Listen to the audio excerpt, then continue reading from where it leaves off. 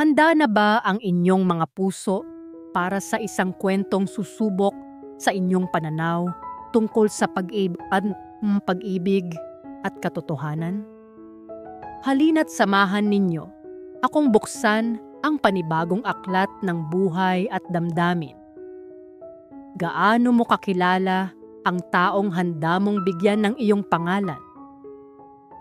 Paano kung ang lahat ng alam mo tungkol sa inyong pagsasama ay isa palang malaking kasinungalingan na babago sa takbo ng iyong buong buhay? Nagsimula ang lahat sa isang kasal. Ang bigat ng suot niyang traje de boda ay katumbas ng bigat ng mundong nakapasan sa kanyang mga balikat.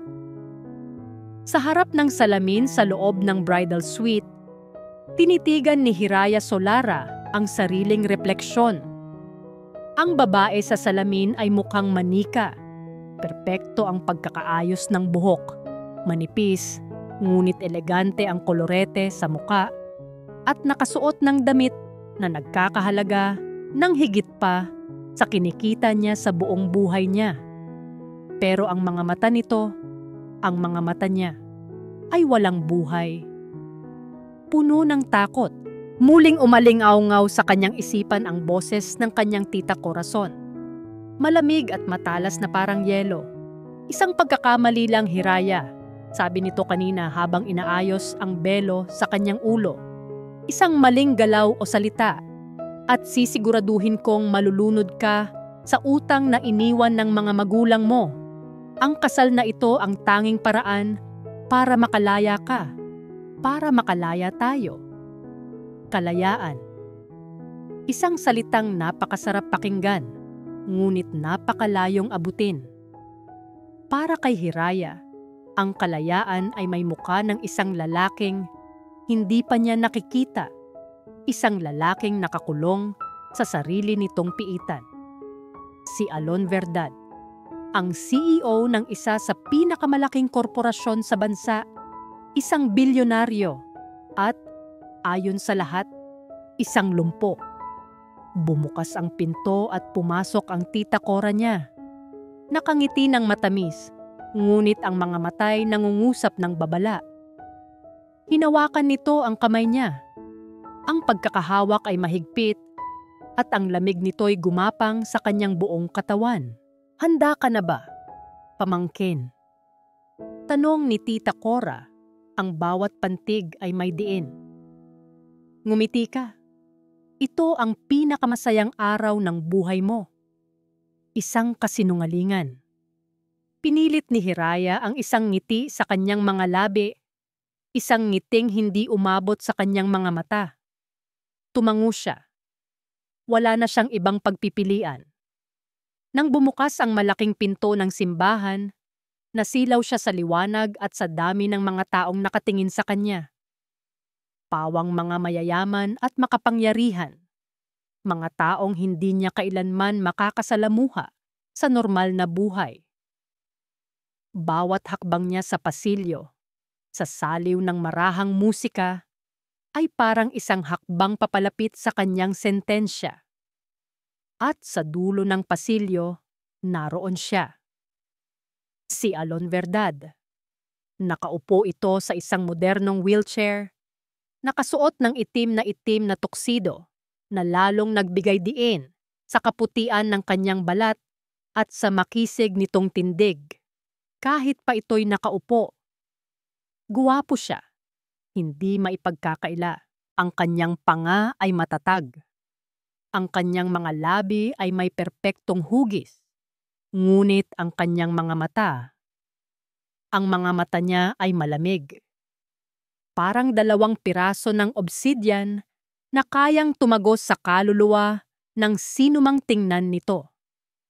Walang emosyon, walang init. Nang magtama ang kanilang mga paningin, walang nagbago sa ekspresyon nito. Tila ba isa lamang siyang bagay, isang transaksyon na kailangan nitong tapusin. Naramdaman ni Hiraya ang paghapdi ng kanyang mga mata. Hindi ito ang kasal na pinangarap niya. Hindi ito ang lalaking pinangarap niya. Nakarating siya sa altar. Formal siyang iniabot ng kanyang tiyahin kay Alon na hindi man lang gumalaw para abutin ang kanyang kamay. Isang katulong ang nagtulak sa wheelchair nito para mas mapalapit sa kanya. Nagsimula ang seremonya. Ang boses ng pari ay tila nanggagaling sa malayo, isang ugong na hindi maintindihan ni Hiraya. Ang tanging naririnig niya ay ang malakas na kabog ng sarili niyang dibdib. Nanginginig ang kanyang mga kamay habang hawak ang buke. Pakiramdam niya ay anumang oras ay babagsak siya. Sino mang may tutol sa pag-iisang dibdib na ito, mangyaring magsalita ngayon o manahimik magpakailanman. Ang mga salitang iyon ng pari ay tila nagpabagal sa oras. Isang katahimikang bumalot sa buong simbahan. Para kay Hiraya, iyon na ang hudyat. Tapos na. Ito na ang buhay niya. Isang kasal na walang pag-ibig sa isang lalaking estranghero para bayaran ang isang utang na hindi niya ginawa. Napapikit siya, hinahanda ang sarili sa kanyang pagsagot ng I do. Ngunit sa gitna ng katahimikan, isang boses ang bumasag dito. Isang boses na malalim, kalmado at puno ng awtoridad. Ako. Napamulat si Hiraya. Ang boses ay nanggaling sa kanyang tabi. Dahan-dahan niyang nilingon ang lalaking dapat sana'y kanyang mapapangasawa. Nakatingin ito ng diretso sa pari, ang muka ay blanko pa rin. Tumututol ako. Isang kolektibong paghinga ng pagkagulat ang narinig mula sa mga bisita. Nagsimula ang bulungan na parang mga bubuyog. Maging ang pari ay natigilan. Hindi alam ang sasabihin. Sa gilid ng kanyang paningin, nakita ni Hiraya ang kanyang tita Cora. Ang mukha nito'y namutla sa pagkabigla bago napalitan ng matinding galit. Tumingin si Alon Verdad kay Hiraya sa unang pagkakataon nang may bahid ng kung anong emosyon. Isang bagay na hindi niya mabasa. Pagkatapos, sa harap ng daan-daang matang nakatitig sa kanila, sa harap ng Diyos at ng batas, ginawa nito ang isang bagay na imposible. Huminga ito ng malalim. Ipinatong nito ang kanang kamay sa patungan ng wheelchair. Pagkatapos ay ang kaliwa. Gamit ang lakas ng kanyang mga braso, dahan-dahan niyang itinutulak ang kanyang sarili. Nanigas si Hiraya sa kanyang kinatatayuan. Ang lahat ng hangin ay tila ninakaw mula sa kanyang mga baga. Ang bulungan sa paligid ay biglang tumigil, napalitan ng isang nakabibinging katahimikan. Ang lalaking sinasabi ng lahat na lumpo, ang lalaking nakakadena sa kanyang upuan, ay dahan-dahang tumatayo. Ang bawat hibla ng kalamnan sa kanyang mga binti ay tila nag-aapoy sa pananabik. Matagal-tagal na rin mula nang huli niyang naramdaman ang bigat ng sarili niyang katawan na nakatindig ng ganito. Sa loob ng 6 na buwan, ang wheelchair ang naging kanyang trono, ang kanyang tanggulan, ang kanyang bitag. Ngayon, malaya na siya. At sa kanyang paglaya, sisirain niya ang lahat ng kasinungalingan. Isang pamilyar na eksena ang naglaro sa isipan ni Alon habang pinagmamasdan ang gulat at galit sa mukha ni Corazon Lazaro. Ganitong-ganito ang ekspresyon ng dati niyang nobya, si Isabela, nang mahuli niya itong nakikipagsabwatan sa kanyang pinakamalaking katunggali sa negosyo. Mga matatamis na salita at pekeng pag-aalala sa umaga at pagkakanulo sa gabi. Ginamit nila ang kanyang karamdaman para makakilos, para makapagnakaw mula sa kanyang sariling kumpanya. Ang kirot ng kataksilang iyon ang nagtulak sa kanya na gawin ang lahat ng ito, ang magpanggap na lumpo, para salain ang mga taong nag-aasam sa kanyang yaman. At si Corazon Lazaro, kasama ang pamangkin nito, ang pinakabagong isda na kumagat sa kanyang pain. Binaling ni Alon ang kanyang malamig na tingin sa mga bisita, na ngayon ay nakatayo na at nagkakagulo. Sa isang mahinahon ngunit malakas na boses na bumalot sa buong simbahan, nagsalita siya. "Patawad po sa abala," panimula niya. "Ang bawat salita ay may bigat. Ang kasal na ito ay isang pagkakamali. Isang palabas na binuo hindi ng pag-ibig, kundi ng kasakiman." Itinuon niya ang kanyang tingin, na ngayon ay parang isang matalim na punyal, kay Corazon. "Ang babaeng iyan," sabi niya, sabay turo sa tiyahin ni Hiraya. "Si Corazon Lazaro. Nilapitan niya ang aking pamilya. Ipinagpipilitan ang kanyang pamangkin bilang aking mapapangasawa. Lahat para mabayaran ang isang di umano'y utang."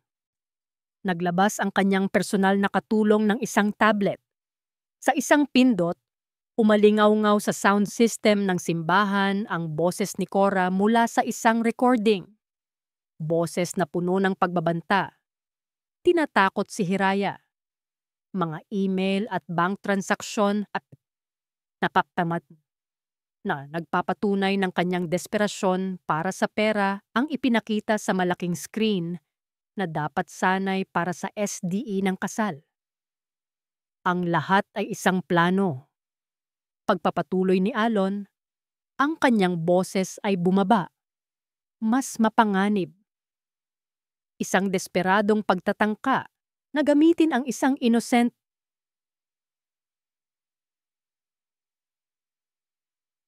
Natigilan siya sa gitna ng kanyang sasabihin, sa tagumpay ng kanyang paglalantad. Sa wakas ay tumingin siya sa babaeng dapat niyang pakasalan. Tumingin siya kay Hiraya, at ang lahat ng galit at pakiramdam ng pagtatagumpay sa kanyang dibdib ay biglang naglaho na parang bula. Hindi pagkaganid ang nakita niya sa mga mata nito. Hindi panlilinlang, kundi purong takot at pagkasira. Ang mga luha ay malayang dumadaloy sa kanyang mga pisngi. Sinisira ang perpektong kolorete. Ang kanyang buong katawan ay nanginginig. Hindi sa pagkakasala, kundi sa matinding kahihiyan. Para siyang isang maamong tupa na biglang napagtantong nasa gitna siya ng isang kulungan ng mga lobo. Sa sandaling iyon, naunawaan ni Alon ang lahat. Si Hiraya ay hindi kasabwat. Siya ay biktima. Isa ring pain sa mas malaking laro na ginamit ng sarili nitong kadugo. At siya, sa kanyang paghahanap ng katotohanan, ay isinama siya sa kanyang malupit na paghuhusga. Ginawa niya itong sentro ng isang iskandalong wawasak sa pangalan nito. Biglang kumilos si Hiraya. Sa isang galaw na puno ng desperasyon, hinablot niya ang belo sa kanyang ulo at marahas itong pinunit. Ang tunog ng napunit na tela ay sumabay sa isang hikbing, kumawala sa kanyang mga labi. Yumuko siya. Tinanggal ang kanyang mga sapatos na may takong na tila ba mga posas na nakakabit sa kanyang mga paa at hinagis ang mga ito sa sahig. At pagkatapos, tumakbo siya. Tumakbo siya palayo sa altar. Palayo sa kanya. Palayo sa mga mapanghusgang mata ng lahat. Tumakbo siya na parang hinahabol ng lahat ng demonyo sa mundo. Walang lingon-likod. Tanging ang puting damit na sumasayad sa sahig at ang mga hibla ng buhok na kumakawala sa ayos nito ang kanyang iniwan. Nagkagulo ang lahat. Ngunit para kay Alon, tila huminto ang mundo. Ang tanging nakikita niya ay ang papalayong anyo ni Hiraya. "Guardia!" sigaw niya. Ang boses ay biglang nagkaroon ng urgensya. Hawakan ninyo ang babaeng iyan. Utos niya, tumutukoy kay Cora na nagdaka ng na nagtatangkang tumakas sa gitna ng kaguluhan. Ngunit ang kanyang mga mata ay nanatiling nakapako sa malaking pinto ng simbahan kung saan huling naglaho si Hiraya. Isang malakas na kulog ang narinig sa labas. Hudyat ng pagbuhos ng malakas na ulan. Nakamit niya ang kanyang tagumpay. Nailantad niya ang manloloko.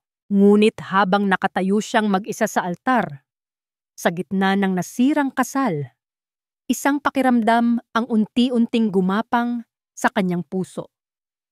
Isang pakiramdam na mas masahol pa sa sakit ng pagkakanulo. Pagsisisi. Hindi alam ni Hiraya kung gaano katagal siyang nasa loob ng bus. Ang mga ilaw ng Maynila ay unti-unting napalitan ng dilim ng probinsya. At ang malakas na buhos ng ulan ay naging isang marahang ambon na lamang. Wala siyang pakialam kung saan siya dadalhin ng bus. Ang mahalaga, malayo ito. Malayo sa kahihiyan. Malayo sa mga mapanghusgang mata. Malayo kay Alon Verdad. Nakatulugan niya ang pagod at sakit ng kalooban. Nagising na lamang siya nang maramdaman ang sikat ng araw sa kanyang mukha at ang paghinto ng sasakyan. Nasa dulo na ng biyahe.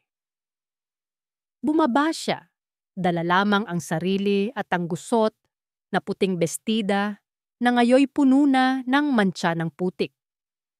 Wala siyang pera, wala siyang telepono, wala siyang direksyon. Ngunit may isang bagay na iba, ang hangin, amoy dagat. Sinundan niya ang amoy na iyon at dinala siya ng kanyang mga paa sa dalampasigan. Sa kanyang harapan, isang paraiso ang bumungad. Ang buhangin ay pinong-pino at ang tubig ay may iba't ibang kulay ng asul. Ang araw ay unti-unti palang sumisikat sa abot tanaw. Nagpipinta sa kalangitan ng kulay kahel at rosas. Sa unang pagkakataon sa loob ng napakaraming taon, nakaramdam si Hiraya ng kapayapaan.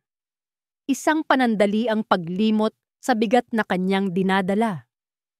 Naupo siya sa buhangin, niyakap ang kanyang mga tuhod, at pinanood ang pagsikat ng araw.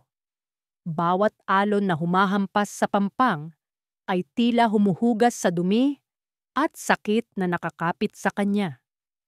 Dito, sa lugar na ito, walang nakakakilala sa kanya. Dito, hindi siya ang pekeng nobya. Isa lang siyang estranghero. Habang nakatingin sa karatulang may nakasulat na maligayang pagdating sa bayan ng Sininglaya, isang alaala ang biglang pumasok sa kanyang isipan. Isang kwento ng kanyang ina. Tungkol sa matalik nitong kaibigan, isang pintor na piniling manirahan sa isang tahimik na bayan sa tabi ng dagat para makahanap ng inspirasyon. Isang pangalan ang kanyang naalala, Liwanag Dalisay. May kislap ng pag-asa sa kanyang mga mata. Nagtanong-tanong siya sa mga mangingisdang naghahanda ng pumalaot. Sa kabutihang palad, ang Sininglaya ay isang maliit na bayan kung saan halos lahat ay magkakakilala.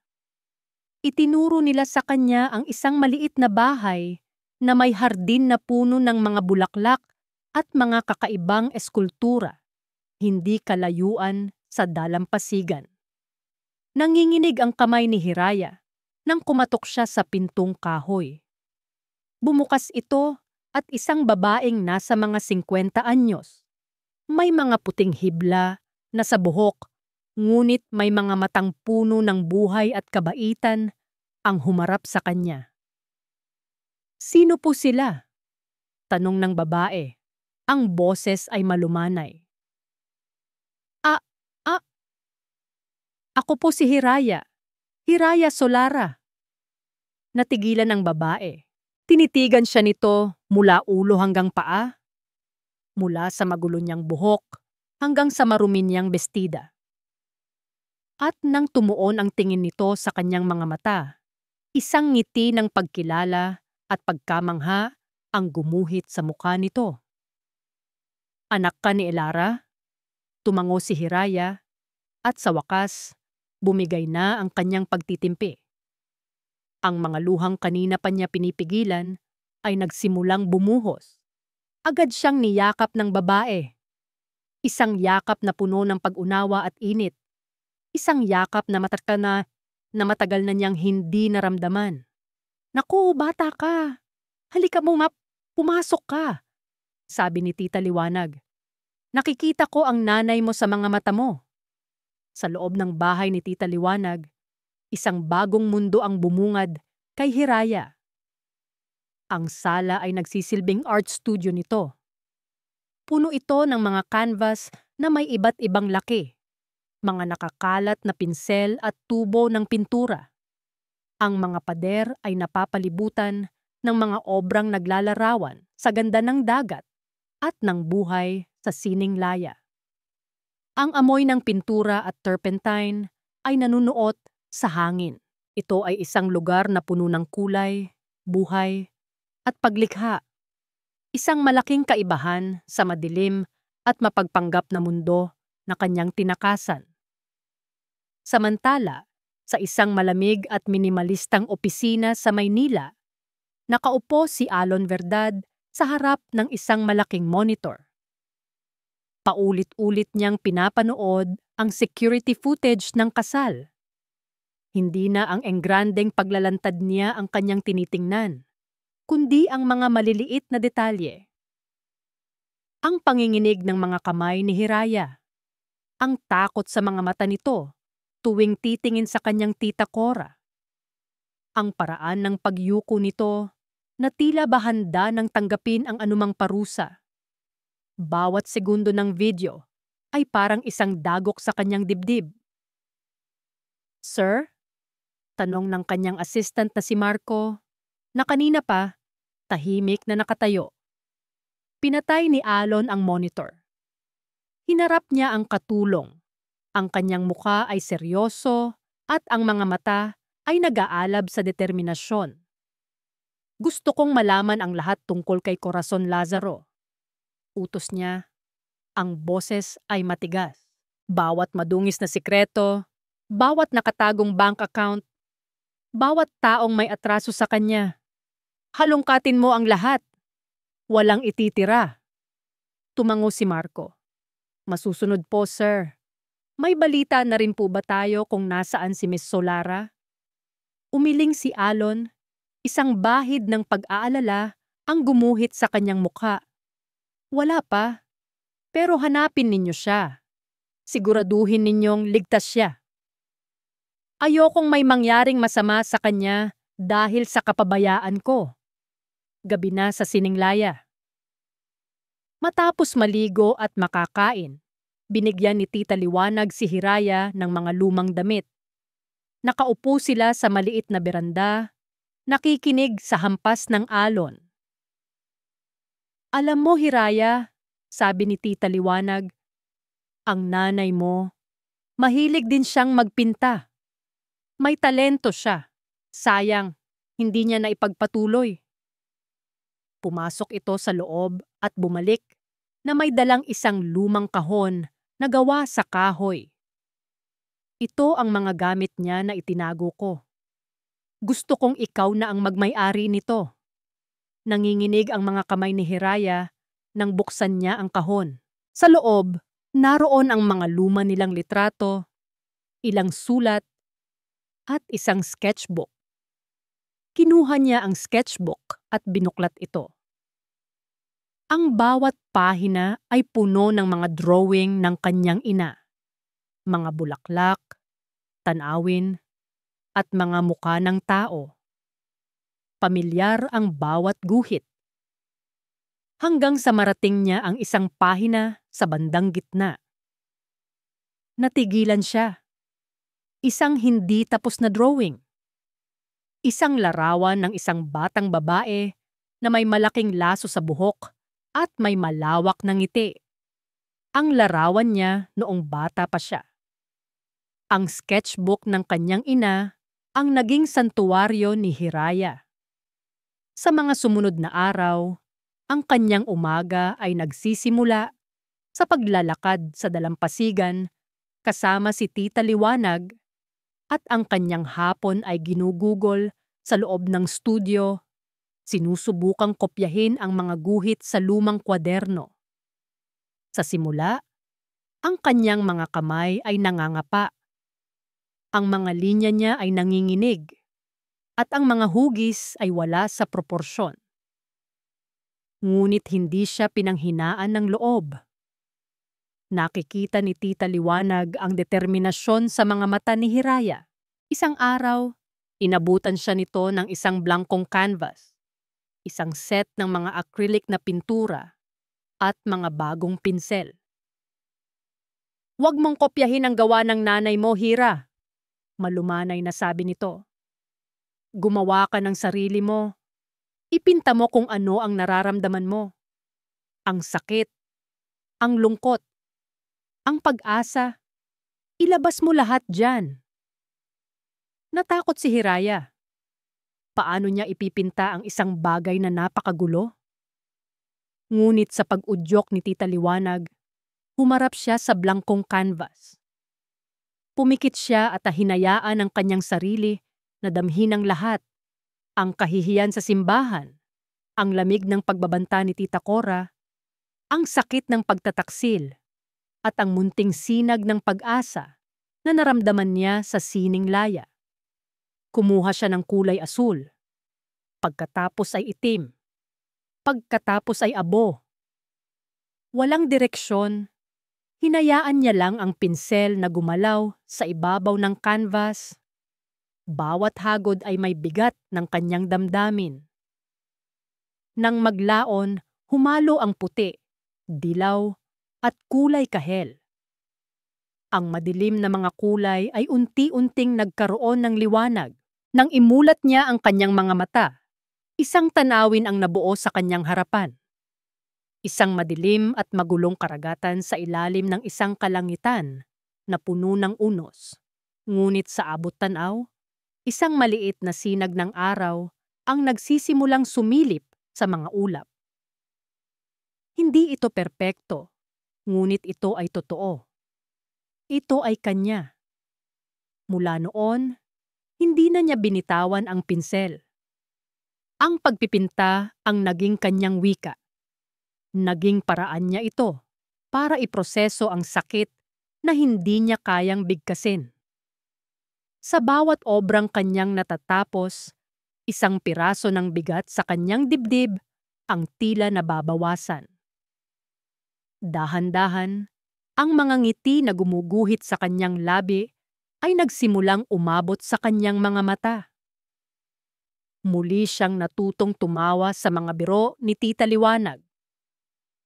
Muli niyang naramdaman ang init ng araw sa kanyang balat nang walang bigat ng pag-aalala.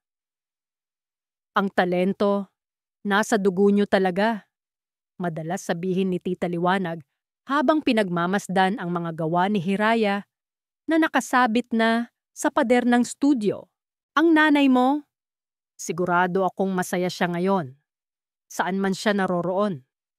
Ipinagpapatuloy mo ang pangarap na hindi niya natupad." Ang mga salitang iyon ay nagbibigay ng kakaibang init at lakas kay Hiraya. Sa unang pagkakataon, naramdaman niyang mayroon siyang halaga, hindi dahil sa kung sino ang kaya niyang pakasalan o kung anong utang ang kaya niyang bayaran, kundi dahil sa kung ano ang kaya niyang likhain gamit ang sarili niyang mga kamay. Habang si Hiraya ay nagpipinta ng isang bagong bukas sa sining laya, si Alon Verdad naman ay naghuhukay sa madilim na nakaraan sa Maynila. Nasa conference room siya ng kanyang opisina, kasama ang kanyang pinagkakatiwalaang abogado at isang private investigator. Sa malaking screen sa harapan nila, isang network ng mga transaksyon sa bangko ang nakalatag na parang isang masalimuot na sapot ng gagamba. Ginoong Verdad, sabi ng investigador. Kumpirmado. Si Corazon Lazaro ay sistematikong nililipat ang mga ari-arian na dapat sanay para kay Hiraya Solara sa mga dummy account sa loob ng halos 15 taon. Mula pa noong mamatay ang mga magulang nito, mas tumigas ang panga ni Alon. Gaano kalaki ang pinag-uusapan natin?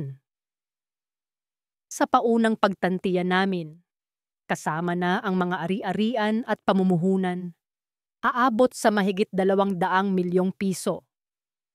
Isang halagang halos hindi kayang isipin.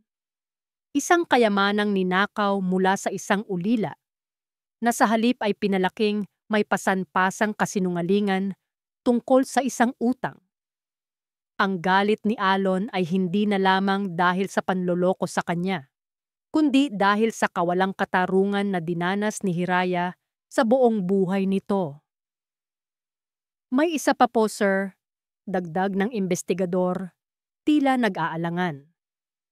Ipinakita nito ang isang dokumento sa screen, isang insurance claim. Ang life insurance ng mag-asawang Solara. Si Corazon ang tanging benepisyaryo. Malaki ang halaga. At ayon sa ulat ng pulisya noon, ang aksidente may mga kaduda-dudang detalye. Masyadong mabilis na isinara ang kaso. Isang nakakakilabot na katahimikan ang bumalot sa silid. Ang kasakiman ni Cora ay maaaring mas malalim at mas madugo pa kaysa sa kanilang inaakala. Tumingin si Alon sa labas ng bintana, sa magulong tanawin ng syudad.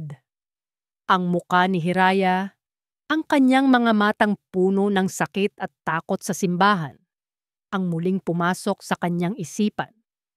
Ipinangako niya sa kanyang sarili na hindi lamang niya ilalantad ang katotohanan. Bibigyan niya ng hustisya si Hiraya. Ano man ang mangyari, bumalik sa sining laya. Isinabit ni Tita Liwanag ang pinakabagong obra ni Hiraya, ang malinaw na pagsikat ng araw sa dalampasigan. Sa pinakagitna ng kanilang maliit na gallery, ito ang pinakamaganda mong gawa, puri niya. Isang araw, habang nag-aayos sila ng gallery, isang mamahaling itim na kotse ang huminto sa tapat. Bumaba mula rito ang isang lalaking nakasuot ng simpleng polo shirt at slacks. Ngunit ang tindig at aura ay hindi maikakaila ang yaman at kapangyarihan.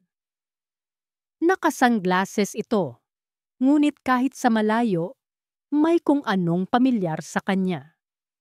Pumasok ito sa gallery at nagsimulang mag-ikot. Tinitignan ang bawat nakadisplay na painting. Huminto ito sa harap ng obra ni Hiraya. Matagal itong nakatitig dito, na para bang may malalim na kahulugan ito para sa kanya. Magkano ito? Tanong ng lalaki kay Tita Liwanag. Hindi inaalis ang tingin sa painting. Naku sir, hindi po yan ibinebenta. Personal na koleksyon po iyan ng pintor. Magalang na sagot ni Tita Liwanag. Gusto kong bilhin. Pagpupumilit ng lalaki, ang boses ay kalmado, ngunit may diin, at gusto kong makilala ang gumawa nito. Sa pagkakataong iyon, lumabas si Hiraya mula sa likod na silid. May hawak na basahan. Nang liway, sino po ang... Natigil siya sa pagsasalita nang tanggalin ng lalaki ang kanyang sunglasses. Ang mundo ni Hiraya ay tila huminto sa pag-ikot. Sa harapan niya, nakatayo si Alon Verdad. Para kay Hiraya, ang paglitaw ni Alon Verdad sa sininglaya ay parang isang multo mula sa isang bangungot na akala niya ay nagwakas na. Ang kapayapaan na unti-unti niyang binubuo sa loob ng ilang linggo ay gumuho sa isang iglap. Ang hangin ay tila nawala sa kanyang mga baga at ang tanging naririnig niya ay ang dumadagundong na tibok ng kanyang puso. Nabitawan niya ang hawak na basahan. Ang lahat ng alaala ng araw na iyon ay bumalik na parang isang malakas na alon.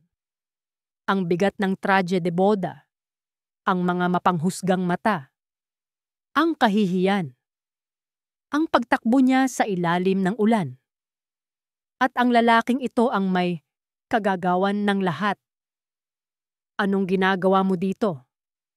Ang mga salita ay hirap na lumabas sa kanyang lalamunan, garalgal at puno ng sama ng loob. Napansin ni Tita Liwanag ang tensyon. Lumapit ito kay Hiraya at marahang hinawakan ang braso nito, na para bang nagbibigay ng suporta. Hira, sino itong Ginoo? Hindi makasagot si Hiraya. Nakatitig lang siya kay Alon. Ang kanyang mga mata ay pinaghalong galit at takot. Mula sa pananaw ni Alon, ang reaksyon ni Hiraya ay isang sampal ng katotohanan na mas masakit pa sa anumang salita.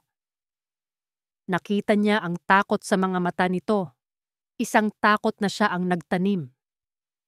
Ang babaeng nasa harapan niya ngayon ay iba na sa babaeng nakita niya sa simbahan. Mayroon ng bahid ng kulay sa mga pisngi nito, at ang kanyang tindig ay may bagong natagpuang lakas. Ngunit sa isang sulyap lang niya, bumalik itong muli sa pagiging marupok. At kasalanan niya iyon. Pwede ba tayong mag-usap? Mahinahong sabi ni Alon. Ang kanyang boses ay mas malumanay kaysa noong huli silang nagkita. Itinoon niya ang kanyang mga salita kay Hiraya, ngunit ang kanyang tingin ay bahagyang lumingon kay Tita Liwanag, isang tahimik na paghingi ng paumanhin sa paggambala. Kahit sandali lang, sa labas. Nag-alinlangan si Hiraya. Isang bahagi niya ang gustong sumigaw at palayasin siya. Ngunit may isa pang bahagi, isang bahaging nag-uusisa na gustong malaman kung bakit siya sinundan ng lalaking ito hanggang dito. Sa huli, tumango siya ng marahan, isang beses lang. Dinala sila ng kanilang mga paa sa dalampasigan, ang lugar na naging kanlungan ni Hiraya. Ngunit ngayon, pati ang lugar na ito ay tila nabahiran ng presensya ni Alon. Naglakad sila ng walang imikan, tanging ang tunog lamang ng mga alon, at ang sigaw ng mga ibon ang pumupuno sa katahimikan. Si Hiraya ang unang bumasag dito. Kung nandito ka para pagtawanan ulit ako, o para siguraduhing miserable ang buhay ko, huwag kang mag-alala. Nagtagumpay ka na. Sabi niya, ang pait ay hindi maitago sa kanyang boses. Huminto si Alon at hinarap siya. Ang hangin mula sa dagat ay marahang nililipad ang kanyang buhok. Hindi iyon ang dahilan kung bakit ako narito, Hiraya. Kung gayon ano? Hamon niya, ano pa ang kailangan mo sa akin? Hindi pa ba sapat ang ginawa mong pagpapahiya sa buong mundo? Huminga ng malalim si Alon. Tinatanggap ang bawat salitang ibinabato sa kanya. Wala akong karapatang humingi ng tawad dahil alam kong hindi sapat ang anumang salita para burahin ang ginawa ko. Pero nandito ako para subukang itama ang mga pagkakamali ko.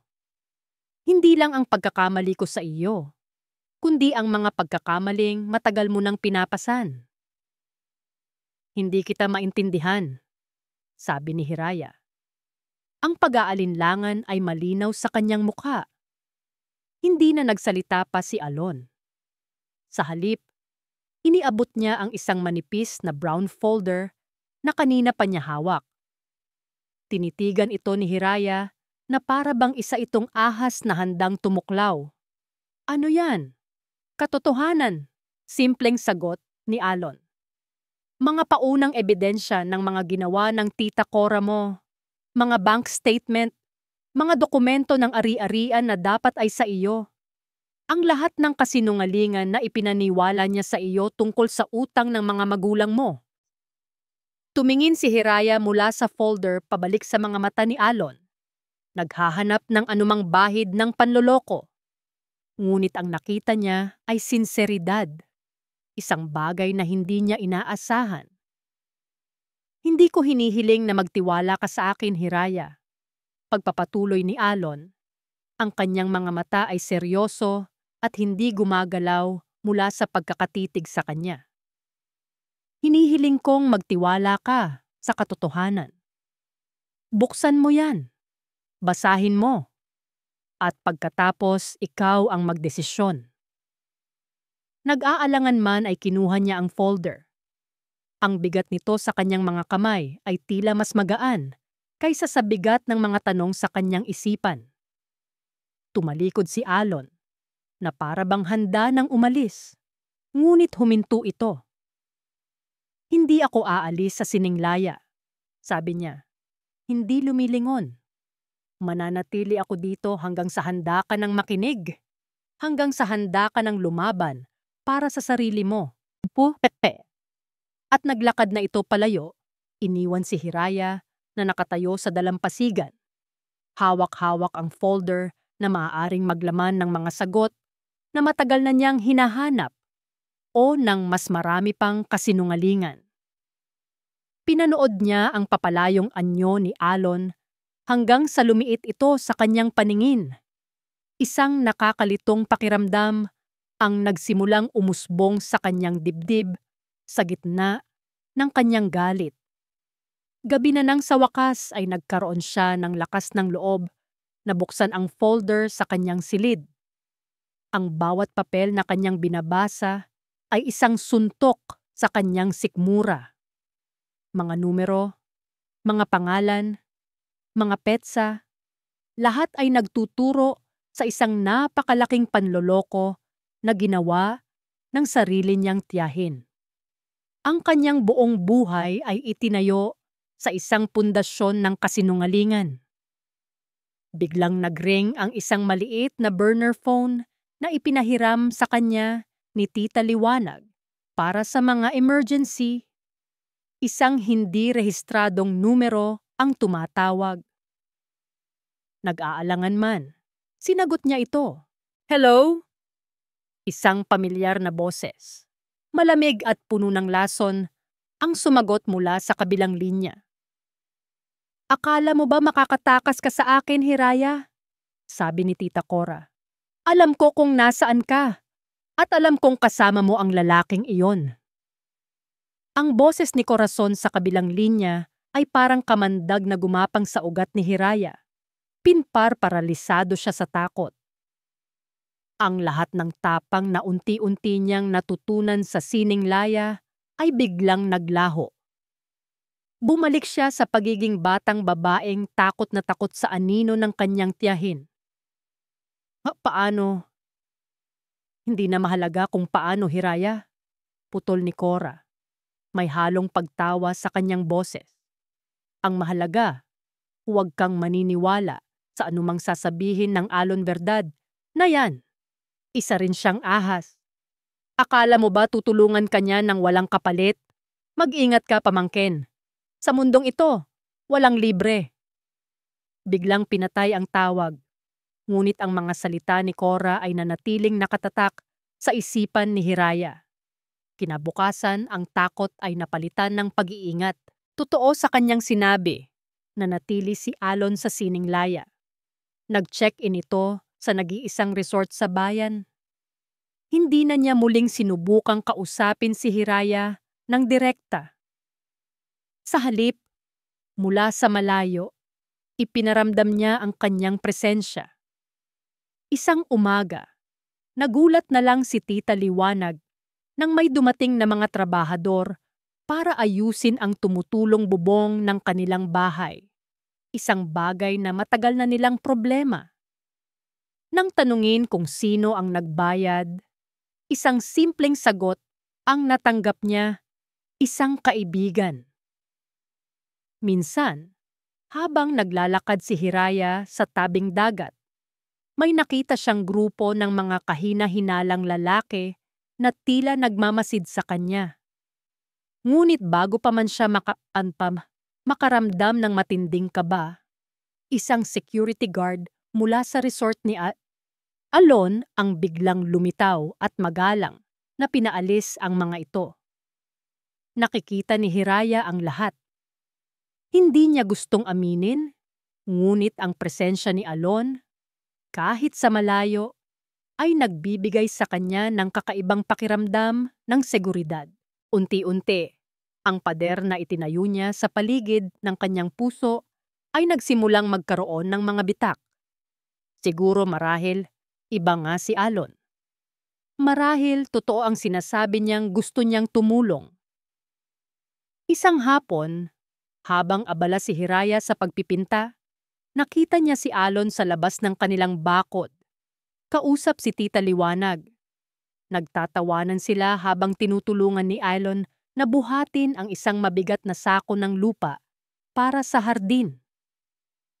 Nakasuot lamang ito ng simpleng puting t-shirt at ang pawis ay bahagyang kumikinang sa kanyang noo sa ilalim ng sikat ng araw. Ito ay isang imahe na napakalayo sa malamig at makapangyarihang CEO na nakita niya sa simbahan. Dito, mukha lang siyang isang ordinaryong tao. Isang maliit na ngiti ang sumilay sa labi ni Hiraya. Sa unang pagkakataon, hindi galit o takot ang naramdaman niya para kay Alon, kundi isang bagay na mas magaan. Isang bagay na mapanganib na malapit sa pag-asa. Ngunit ang pag-asang iyon ay nakatakdang mamatay ng mas brutal kaysa sa una. Kinabukasan, isang parcel ang dumating para kay Hiraya. Walang pangalan ng nagpadala. Sa pag-aakalang galing ito sa isang admirer ng kanyang mga gawa, binuksan niya ito ng may ngiti. Sa loob, isang itim na USB flash drive ang nakalagay. Wala itong anumang marka. Dahil sa kuryosidad, isinaksak niya ito sa lumang laptop ni Tita Liwanag. Isa lang ang laman nitong file, isang audio recording. Pinindot niya ang play. Ang unang boses na narinig niya ay boses ng isang lalaki na hindi niya kilala. Ngunit ang sumunod na boses ay nagpatindig ng kanyang mga balahibo. Boses ni Alon Verdad. The Solara deal. Yes, it's risky. Sabi ng boses ni Alon sa recording. Their shipping business is failing, but their main competitor wants their roots. If we facilitate a buyout and something unfortunate happens to the Solaras, the competitor gets what they want, and we get a significant cut. It's a dirty job, but the payout is massive. Ang boses ng kausap nito ay tumawa. Unfortunate? What do you mean by unfortunate? Isang sandaling katahimikan. At pagkatapos ang malamig na sagot ni Alon. Accidents happen all the time. Just make sure it's clean. Paulit-ulit na pinatugtog ni Hiraya ang recording. Ang kanyang mga kamay ay nanginginig. Ang kanyang paghinga ay mababaw. Hindi. Hindi maaari. Isang paninira. Isang pekeng recording. Ngunit may isa pang file sa USB. Isang kopya ng isang email. Mula kay Alon Verdad. Ipinadala sa kalaban sa negosyo ng kanyang ama. Isang linggo bago ang aksidente. Nakasulat doon ang mga detalye ng isang hostile takeover na magkakabisa kapag wala na sa eksena ang mga kasalukuyang may-ari. Ang lahat ng hangin sa mundo ay tila ninakaw mula kay Hiraya. Ang mga piraso ng palaisipan ay nabuo sa kanyang isipan sa isang nakakakilabot na larawan. Ang paglapit ni Alon, ang pagtulong nito, ang pagpunta nito sa sining laya. Hindi ito para sa kanya. Ito ay dahil sa guilt o mas malala pa. Isang paraan para siguraduhing mananatiling nakabaon ang mga sikreto ng nakaraan. Ang mga sinabi ni Tita Cora ay umaling-aungaw sa kanyang tainga. Isa rin siyang ahas. Akala mo ba tutulungan kanya ng walang kapalit? Sakto namang kumatok si Alon sa pintuan ng studio. Kakapasok lang nito, may dalang 2 baso ng palamig at may isang totoong ngiti sa kanyang mga labi. Isang ngiting ngayon ay tila isang maskara ng demonyo para kay Hiraya. Hiraya, dinalhan kita ng... Hindi na nito natapos ang kanyang sasabihin. Sa isang galaw na puno ng galit at sakit, hinablot ni Hiraya ang laptop at ibinalibag ito sa sahig. Ang tunog ng nabasag na plastik ay sumabay sa isang sigaw na puno ng pagtataksil. Manloloko, sigaw niya. Ang mga luha ay muling bumuhos sa kanyang mga mata. Ngunit ngayon, ang mga ito ay luha ng galit. Sinungaling! Kinuha niya ang USB mula sa laptop at ibinato ito kay Alon.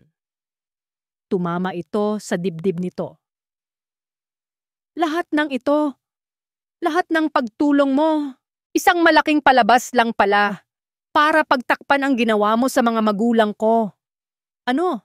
Hiraya, anong pinagsasabi mo? Naguguluhang tanong ni Alon. Ang ngiti ay ganap nang nawala sa kanyang mukha. Narinig ko ang lahat. Patuloy niya sa pagsigaw. Halos hindi na makahinga sa tindi ng kanyang emosyon. Ang deal. Ang aksidente.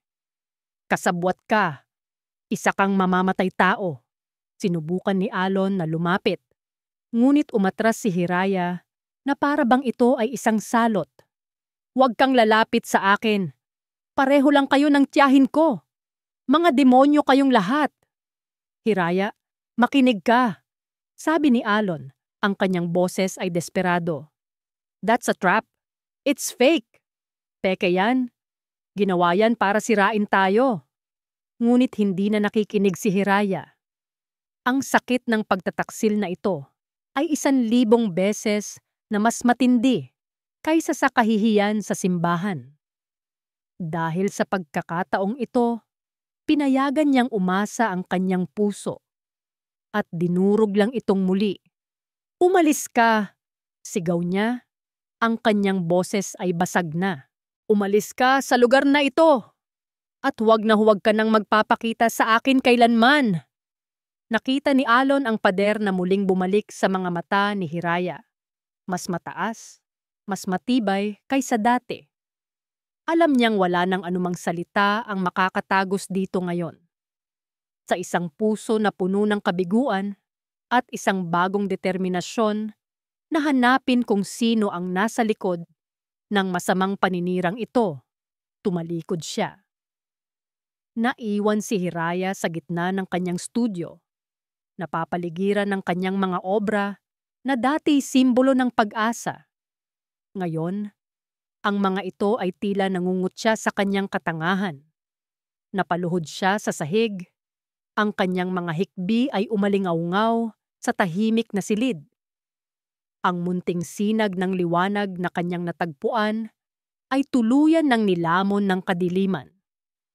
Ang biyahe ni Alon pabalik ng Maynila ay binalot ng isang mabigat at nagbabagang katahimikan.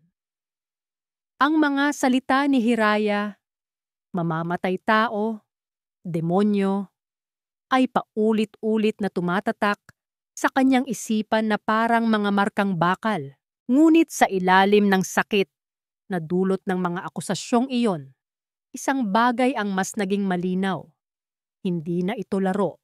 Ito ay isang digmaan. At si Corazon Lazaro ay lumampas na sa lahat ng hangganan. Pagdating niya sa Verdad Tower, isang bagong krisis ang sumalubong sa kanya. Ang pekeng email at audio recording ay hindi lang ipinadala kay Hiraya. Kumalat na rin ito sa ilang mga piling business journalist at blogger. Ang stock ng kumpanya ay nagsisimula ng bumaba at ang mga miyembro ng board ay nag-uumpisa ng magtanong. Ginamit ni Cora ang parehong lason para sirain hindi lang ang tiwala ni Hiraya, kundi pati na rin ang reputasyon ng buong Verdad Corporation. Pumasok si Alon sa conference room kung saan naghihintay na ang kanyang legal team at ang board of directors. Ang kanilang mga muka ay puno ng pag-aalala at pagdududa. Alon, anong ibig sabihin nito? Tanong ng isang matandang miyembro ng board, si Mr. Elizalde. Sabay turo sa printout ng pekeng email. May kinalaman ka ba talaga sa pagkamatay ng mga Solara? Sa halip na magalit, nanatiling kalmado si Alon. Ang kanyang mga mata ay matatag. Ang kanyang boses ay walang bahid ng pag-aalinlangan. Hindi. Iyan ay isang gawa-gawang ebidensya na idinisenyo para sirain ako at para takutin ang nag-iisang tagapagmana ng mga Solara. Pero mukhang totoo ang recording. Giit ng isa pa. Sa panahon ngayon ng teknolohiya, kahit ano ay kayang pekein, sagot ni Alon. Ipinasusuri ko na sa mga eksperto ang audio file. Ngunit hindi na natin kailangang hintayin iyon. Hindi tayo magtatago. Lalabanan natin ito ng harapan. Sa sumunod na oras, inilatag ni Alon ang kanyang plano. Hindi isang defensive na stratehiya, kundi isang opensiba. Gagamitin nila ang lahat ng kanilang resources para imbestigahan kung sino ang nagpakalat ng impormasyon. At kasabay nito, ilalabas nila sa publiko ang mga totoong ebidensya laban kay Corazon Lazaro, ang pagnanakaw, ang pandaraya, at ang lahat ng krimen nito. Ipinakita niya sa board ang parehong folder na ibinigay niya kay Hiraya. Ito ang tunay na kwento, sabi ni Alon. Ang kwento ng isang babaeng ginamit at ninakawan ng sarili niyang kadugo. At bilang isang kumpanya at bilang mga taong may prinsipyo, pananagutan nating ilabas ang katotohanan. Ang kanyang determinasyon ay nakakahawa. Sa pagtatapos ng pulong, nakuha niyang muli ang suporta ng board. Ngunit habang abala siya sa paghahanda para sa digmaan sa Maynila, ang kanyang isipan ay nasa sining laya pa rin. Alam niyang sa pag-atake niya kay Cora, gaganti ito. At ang pinakamadaling target nito ay si Hiraya. Sa gitna ng kaguluhan, tumawag siya sa kanyang pinagkakatiwalaang security head na dati nang nagbabantay sa sining laya. Doblehin mo ang pagbabantay, utos niya. Ang boses ay mahina, ngunit may bigat. Huwag kayong magpapakita sa kanila. Pero ayokong may sino mang makalapit kay Hiraya o sa matanda na hindi ninyo kilala. Naintindihan mo? Samantala, sa Sininglaya, ang studio na dati puno ng buhay at kulay ay naging isang silid ng kalungkutan. Hindi na muling humawak ng pinsel si Hiraya. Ang mga canvas na dati nagbibigay sa kanya ng pag-asa ay ngayon, mga paalala na lamang ng kanyang katangahan sa pagtitiwala. Ginawa ni Tita Liwanag ang lahat. Nagluto siya ng paboritong pagkain ni Hiraya. Kinukwentuhan niya ito ng mga masasayang alaala ng ina nito. Ngunit tila wala nang tumatalab. Si Hiraya ay naging isang anino ng kanyang sarili, nakakulong sa sakit ng isang sariwang sugat. Isang gabi, habang si Hiraya ay mahimbing na natutulog dahil sa pagod sa kaiiyak, Hindi mapakali si Tita Liwanag. Naupo siya sa studio, napapaligiran ng mga obra ni Hiraya at ng alaala ng ina nito. Muli niyang kinuha ang lumang kahon at inilabas ang sketchbook ni Elara. May kung anong bumabagabag sa kanya. Isang pakiramdam na mayroon silang nakaligtaan. Binuklat niya ang bawat pahina, pinag-aaralan ang bawat guhit. Ang mga ito ay pamilyar na sa kanya. Ngunit sa pagkakataong ito, hindi niya tinitingnan ang kabuuan ng larawan, kundi ang mga detalye, ang mga maliliit na bagay. Huminto siya sa isang paboritong drawing ni Elara.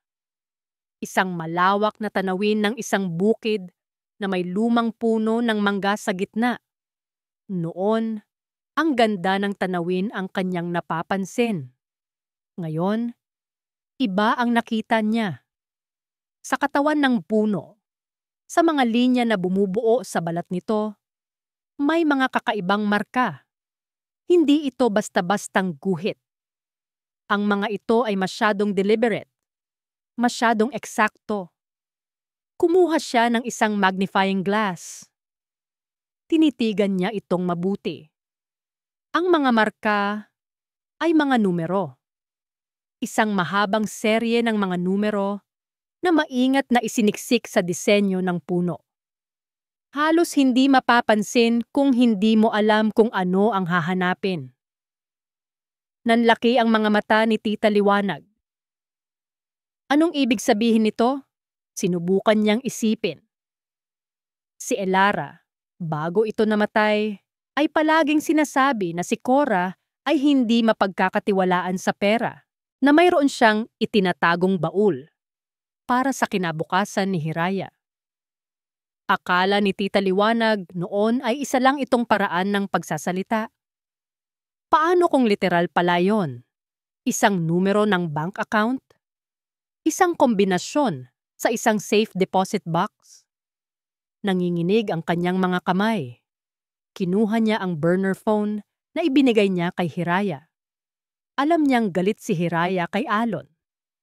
Alam niyang sinaktan nito ang bata.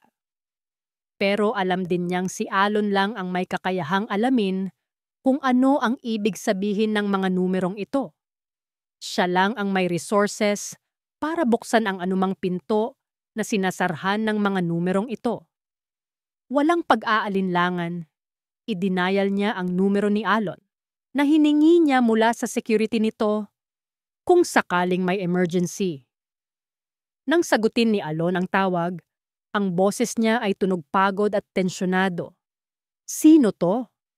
Mr. Verdad, mabilis na sabi ni Tita Liwanag. Ang kanyang boses ay nanginginig sa pananabik at kaba. Ako po ito, si Liwanag Dalisay. Huwag po kayong magagalit kay Hiraya. Pero kailangan ninyong bumalik dito. Sa tingin ko, may natagpuan ako. Isang bagay na itinago ni Elara, isang bagay na matagal nang hinahanap ni Cora. Hindi na nag-aksaya ng panahon si Alon. Sa kabila ng krisis sa Maynila, iniwan niya ang lahat sa pangangalaga ng kanyang mga pinagkakatiwalaang tauhan at lumipad pabalik sa Sining Laya sakay ng private helicopter. Ang tawag ni Tita Liwanag ay isang sinag ng pag-asa sa gitna ng kadiliman. Isang posibleng susi na hindi lamang magpapatunay sa kasamaan ni Cora, kundi magpapakita rin kay Hiraya ng totoong katotohanan. Pagdating niya sa bahay ni Tita Liwanag, isang mabigat na tensyon ang sumalubong sa kanya. Nakaupo si Hiraya sa isang sulok ng sala. Ang kanyang mga braso ay nakayakap sa sarili. Ang kanyang mga mata ay namumugto at puno ng pag-aalinlangan. Hindi siya tumingin kay Alon. Hira anak, malumanay na sabi ni Tita Liwanag. Ipakita mo sa kanya. Sa simula, umiling si Hiraya. Ang sakit ng pagtataksil ay sariwa pa. Ngunit nakita niya ang desperasyon at pag-asa sa mga mata ni Tita Liwanag. Sa huli, kinuha niya ang sketchbook at walang salitang iniabot ito kay Alon, iniiwasan ang anumang pisikal na kontak. Kinuha ni Alon ang sketchbook at ang magnifying glass. Nang makita niya ang mga numerong nakatago sa guhit ng puno, agad na kumilos ang kanyang utak bilang isang negosyante at strategist. Masyadong mahaba para sa isang bank account. Masyadong komplikado para sa isang simpleng kombinasyon. Ito ay code, sabi niya, mas para sa sarili kaysa sa kanila. Ikinuha niya ang kanyang telepono at kinunan ng litrato ang pahina. May isang luma at pribadong bangko sa Maynila, ang Bangko Delegado. Doon naglalagay ng mga safe deposit box ang mga lumang pamilya. Gumagamit sila ng alphanumeric system na ganito. Kailangan kong ipadala ito sa aking team. Ngunit paano kung isa lang itong patibong? Biglang sabi ni Hiraya, ang kanyang boses ay mahina ngunit matigas. Sa wakas, tumingin na siya kay Alon. Ang kanyang mga mata ay puno ng akusasyon. Paano kung isa lang itong paraan para makuha mo ang tiwala ko ulit bago mo ako saktan? Tinitigan siya ni Alon, ang kanyang mga mata ay sumasalamin sa sakit na nakikita niya sa mga mata ni Hiraya. Maaari, mahinahon niyang sagot, pero maaari rin na ito na ang sagot sa lahat. Hiraya, hindi kita pipilitin, pero ito na ang huling pag-asa natin para malaman ang katotohanan. Ang tanong ay, handa ka bang malaman ito kahit ano pa man ang kahinatnan? Ang mga salita ni Alon ay tumama sa kanya. Sa kabila ng galit niya, alam niyang tama ito. Kailangan niyang malaman para sa kanyang mga magulang, para sa sarili niya. Ang biyahe papuntang Maynila, kinabukasan ay puno ng nakabibinging katahimikan. Magkatabi sina Alon at Hiraya sa likod ng isang tinted na van. Ngunit may 1 milyang distansya sa pagitan nila. Walang nagsasalita. Si Hiraya ay nakatingin lang sa bintana. Pinapanood ang mga tanawin ng probinsya na muling nagiging syudad. Si Alon naman ay paminsan-minsang sumusulyap sa kanya. Nakikita ang bakas ng pag-aalinlangan at takot sa kanyang mukha. Dumiretso sila sa lumang distrito ng Escolta, kung saan nakatayo ang Bangko Delegado, isang gusaling tila hango pa sa panahon ng mga Kastila. Sa loob, sinalubong sila ng manager ng bangko na halatang nakatanggap na ng tawag mula sa opisina ni Alon. Matapos ang ilang kumpirmasyon, dinala sila sa vault. Ang malamig na hangin sa loob ay nagpatayo ng mga balahibo ni Hiraya. Bawat hakbang ay tila isang dagok sa kanyang dibdib. Huminto sila sa harap ng isang pader na puno ng mga metal na kahon. Box number 3211, sabi ng manager. Tinutukoy ang mga unang numero sa code. Binuksan nito ang unang lock gamit ang master key. Ngayon, ang susi mula sa may-ari. Dito sila natigilan. Paano nila bubuksan ang kahon kung wala silang susi? Ngunit si Alon ay handa. Ang pangalan ng may-ari ay Elara Solara. Ang natitirang code sa sketchbook, i-cross-reference ninyo sa kanyang personal information. Birthday, wedding anniversary, o kahit anong mahalagang petsa sa buhay niya. Ilang minuto ng tensyonadong paghihintay ang lumipas habang nagtatype ang empleyado sa computer. Bigla itong tumango. Ang natitirang code ay tumugma sa birth date ni Hiraya. Isang security protocol na idinisenyo ni Elara. Isang malakas na click ang narinig nang mabuksan ang kahon. Ang manager ay magalang na umatras para bigyan sila ng privacy.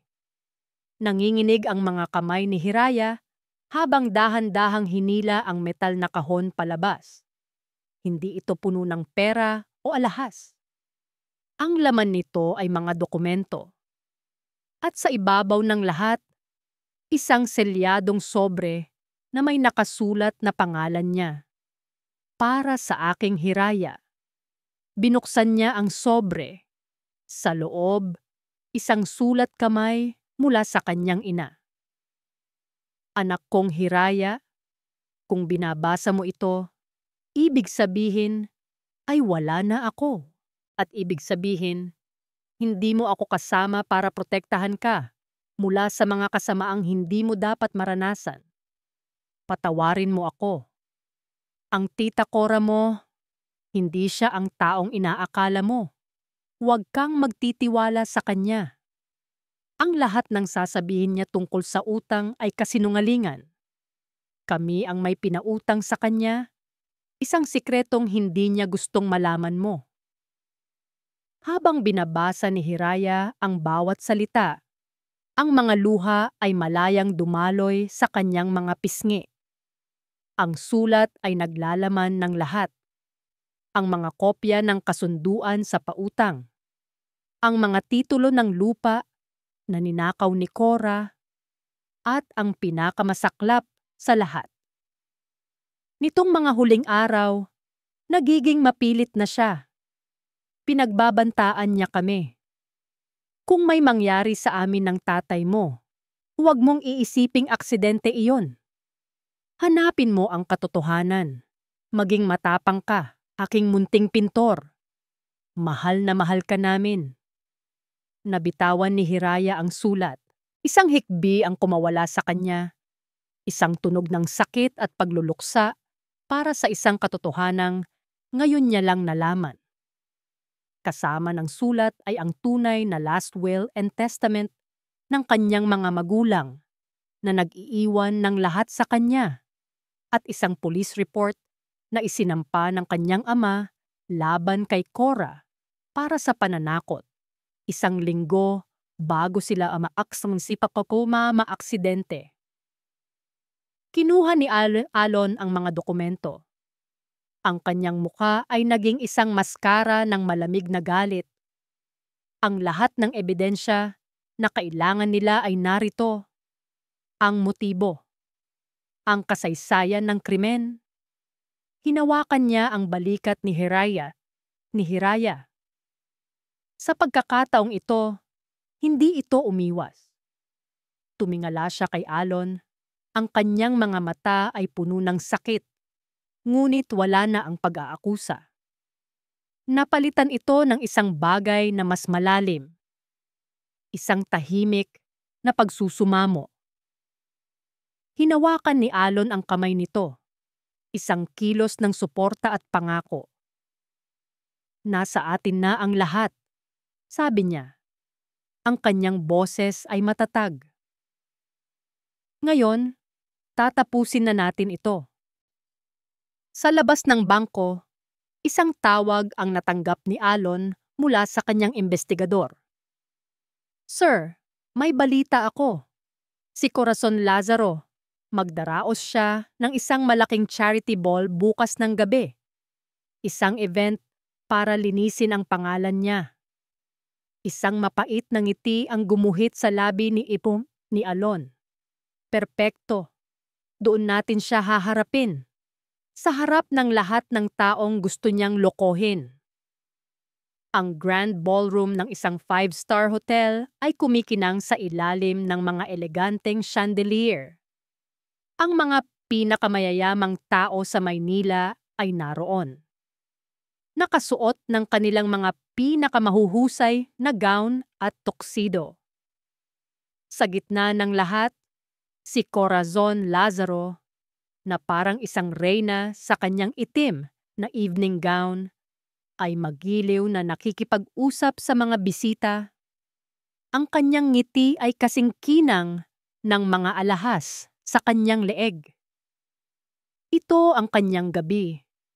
Ang gabi kung saan muli niyang itatatag ang kanyang sarili bilang isang iginagalang na pilantropo at ibabaon sa limot ang anumang tsismis na kumakalat. Ngunit ang kanyang perpektong gabi ay nakatakdang mabasag. Biglang bumukas ang malaking pinto ng ballroom. Ang lahat ng mata ay napalingon. Sa pasukan, nakatayo si Alon Verdad. Matikas sa kanyang tuksido. Ngunit hindi siya ang nakakuha ng atensyon ng lahat. Ang nakakuha nito ay ang babaeng nasa tabi niya, si Hiraya Solara. Hindi na siya ang babaeng takot na nakita nila sa simbahan. Nakasuot siya ng isang simpleng ngunit eleganteng pulang bestida, isang kulay na sumisimbolo sa tapang at lakas. Ang kanyang buhok ay nakapusod ng maayos at ang kanyang mukha ay may kaunting kolorete lamang. Ngunit ang pinakamalaking pagbabago ay nasa kanyang mga mata. Wala na ang takot. Napalitan ito ng isang matatag at hindi matinag na determinasyon. Ang bulungan ay muling kumalat na parang apoy. Nakita ni Cora ang pagpasok nila at sa isang iglap nawala ang kanyang ngiti. Ngunit mabilis niya itong ibinalik. Isang maskara ng pagkukunwari. Naglakad sina Alon at Hiraya sa gitna ng ballroom. Hindi pinapansin ang mga titig at bulungan. Ang kanilang mga hakbang ay may layunin. Huminto sila sa harap mismo ni Cora. "Hiraya, Ija," sabi ni Cora. Ang kanyang boses ay nagpapanggap na masaya at nag-aalala. "Anong ginagawa mo dito?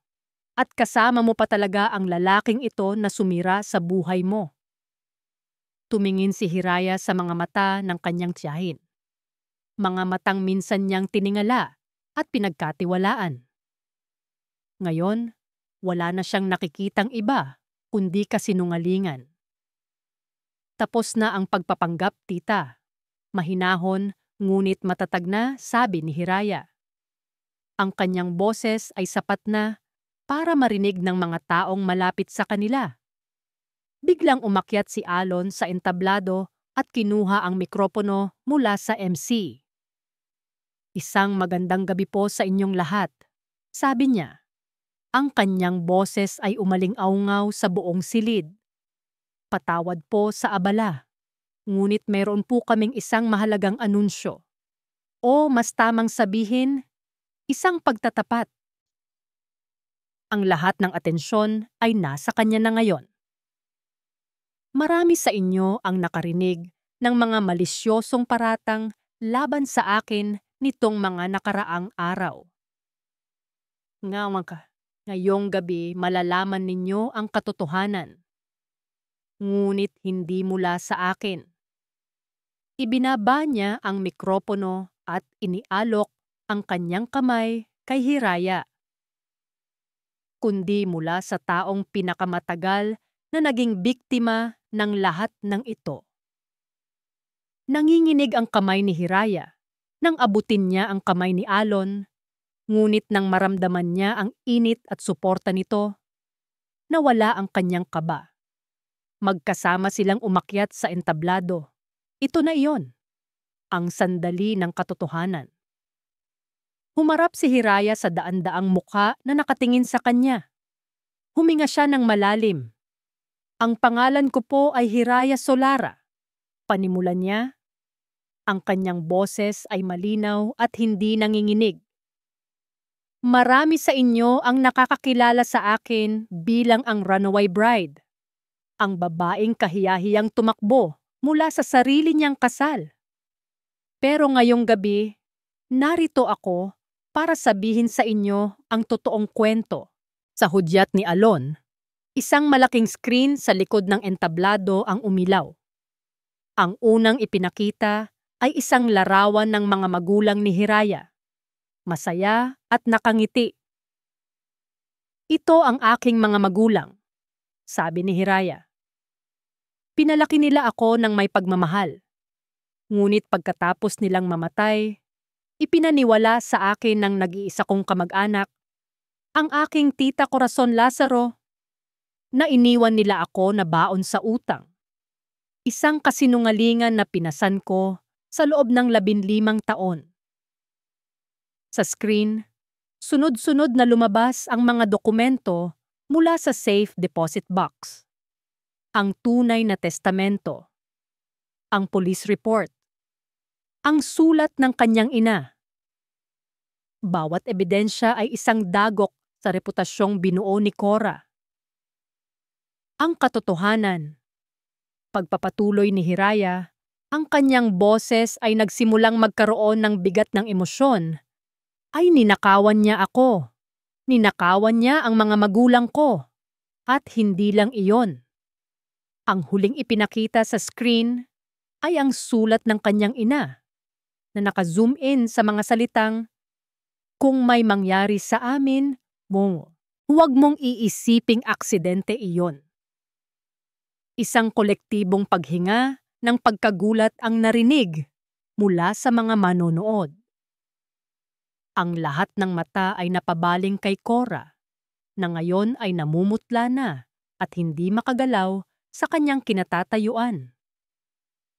Sinubukan niyang sirain si Mr. Verdad dahil natuklasan nito ang katotohanan, sabi ni Hiraya. Sinubukan niyang sirain ako dahil akala niya ako pa rin ang dating Hiraya na kaya niyang takutin at kontrolin. Bumaba si Hiraya mula sa entablado at naglakad papalapit kay Cora. Ang mga tao ay automatikong nagbigay daan. Tumigil siya sa harap nito, isang di pa lang ang pagitan. "Nagkamali ka, tita," sabi ni Hiraya. Ang kanyang mga mata ay puno ng awa sa halip na galit. "Pinatawad na kita. Hindi dahil karapat-dapat ka, kundi dahil karapat-dapat akong maging malaya. Malaya sa lahat ng sakit at kasinungalingan na idinulot mo sa buhay ko." "Hindi. Hindi totoo yan. Gawa-gawa niyo lang lahat yan." Desperadong sigaw ni Cora, ngunit wala nang naniniwala sa kanya. Sa sandaling iyon, pumasok ang mga pulis sa ballroom. Tahimik at propesyonal, nilapitan nila si Cora. "Corazon Lazaro, inaaresto ka namin para sa mga kasong estafa, falsification of public documents, at para sa muling pagbubukas ng investigasyon sa pagkamatay ng mag-asawang Solara." Nagsimulang magwala si Cora habang pinupusasan siya. "Bitiwan niyo ako.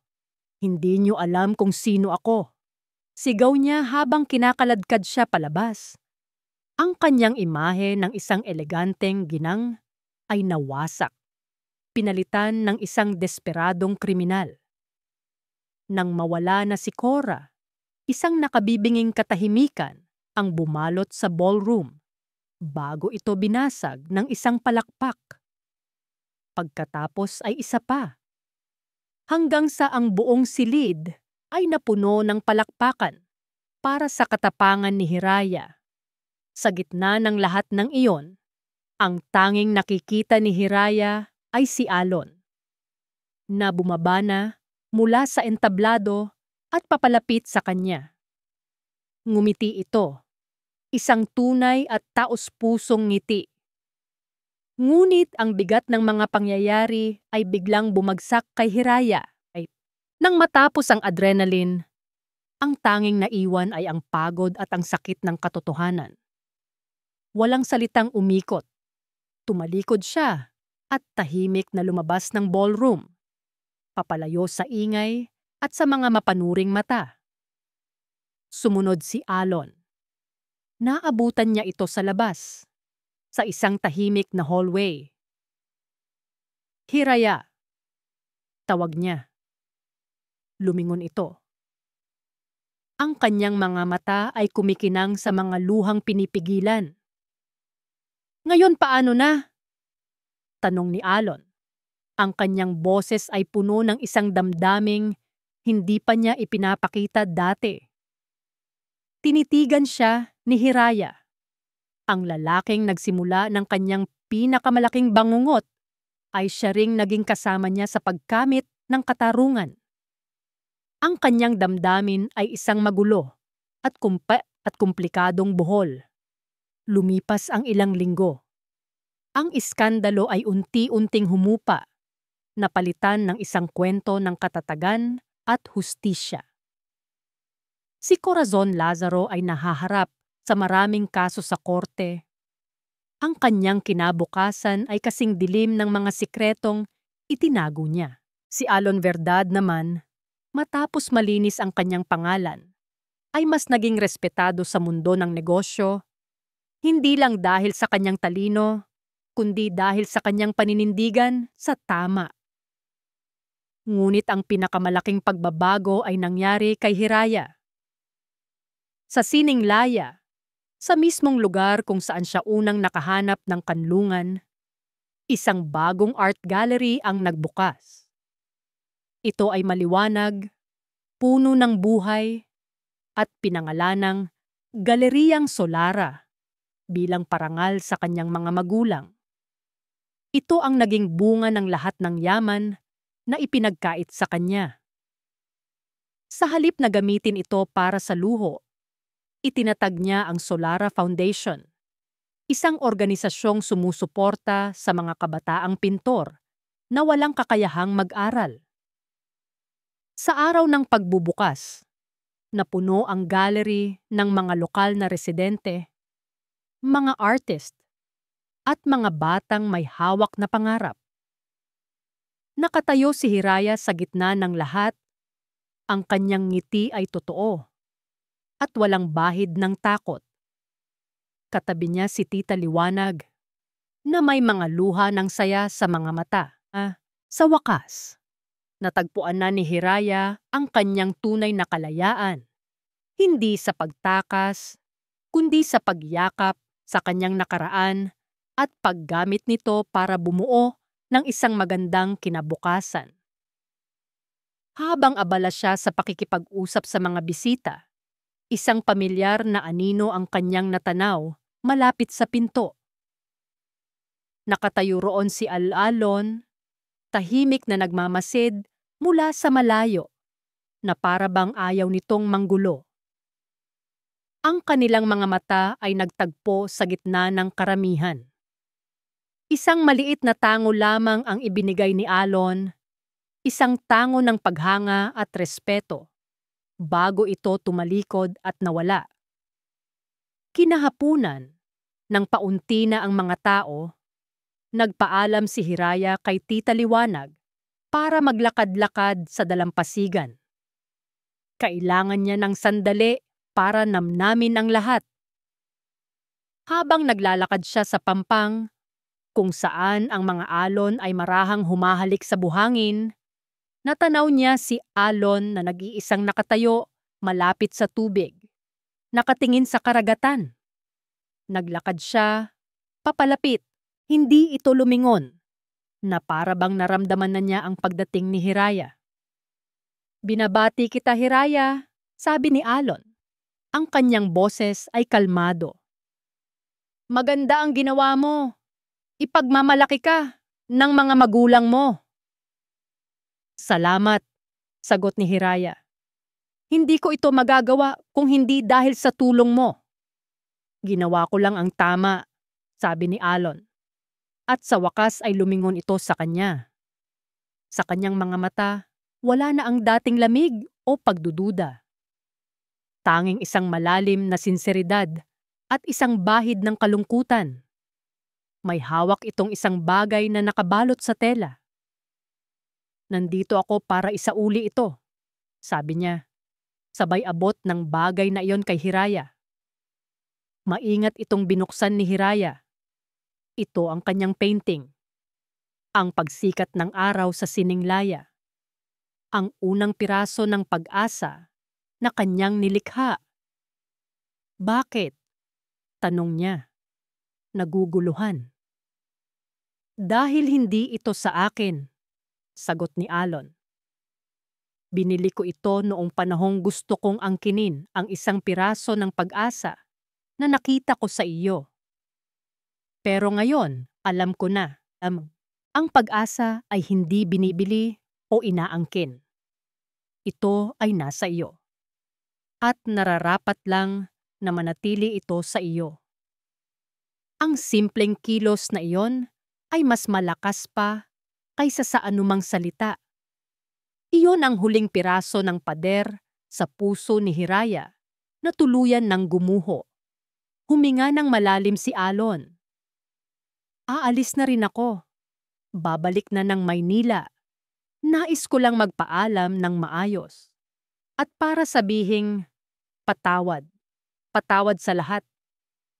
Tumalikod na ito at nagsimulang maglakad palayo sa pampang.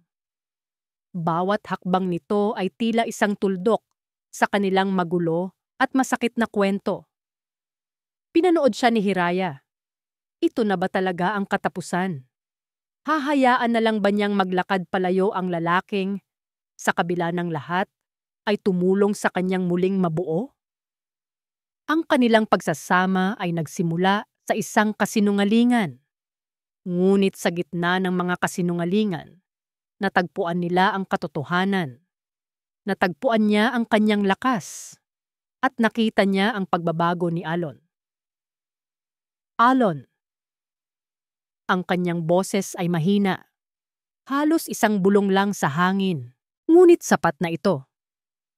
Huminto si Alon sa paglalakad, ngunit hindi ito lumingon. Pwede ba? Nanginginig ang boses ni Hiraya, hindi dahil sa takot, kundi dahil sa kahinaan ng isang pusong handa ng sumugal. Ikihanap ko, Boom. Pwede bang magsimula tayong muli? Dahan-dahang lumingon si Alon. Ang pagod at kalungkutan sa kanyang mga mata ay biglang napalitan ng isang kislap ng pagkamangha at pagkatapos ng hindi maipaliwanag na pag-asa. Naglakad siya pabalik palapit kay Hiraya. Walang nagsalita. Huminto siya sa harapan niya at sa pagkakataong ito, wala nang distansya sa pagitan nila. Ang araw ay unti-unti nang lumulubog. Nagpipinta sa kalangitan ng kulay ginto at lila. Sa ilalim ng papalubog na araw, sa harap ng dagat na naging saksi sa kanilang sakit at paghilom, isang bagong kwento ang handa ng magsimula. Isang kwentong hindi na isusulat ng kasinungalingan, kundi ng pagpapatawad, pagtitiwala, at isang pag-ibig na mas matatag dahil sinubok ng katotohanan. At dito po nagtatapos ang ating kwento. Ang tunay na pag-ibig at pagpapagaling ay nagsisimula sa pagpapatawad. Hindi lamang para sa iba, kundi para na rin sa ating sarili. Ang mga pinakamalalim na sugat ay maaaring maging daan patungo sa ating pinakamalaking kalakasan. At ang katotohanan, gaano man kasakit, ang siyang tanging susi na magpapalaya sa atin. Maraming salamat po sa inyong walang sawang pagsubaybay at pakikinig sa kwento nina Hiraya at Alon. Sana po ay nabigyan namin kayo ng inspirasyon at aliw. Huwag po kayong mag-atubiling mag-iwan ng inyong mga komento sa ibaba. Anong uri ng kwento ang gusto ninyong marinig sa susunod? Isang kwento ng katatawanan, misteryo, o isa na namang madamdaming paglalakbay ng puso? Hindi dito nagtatapos ang ating paglalakbay. Marami pa pong kwentong kasing ganda at mas puno ng aral dito sa aming channel. Kung nagustuhan nyo ang kwentong ito, i-like, i-share sa pamilya at mga kaibigan at mag-subscribe na rin para lagi kayong updated sa mga susunod pa naming kwento. I-click nyo ang notification bell para kayo ang unang makarinig kapag may bago kaming upload. Pagpalain po kayo ng Panginoon, kayo at ang inyong buong pamilya. Hanggang sa muli, Sweet Kilig PH.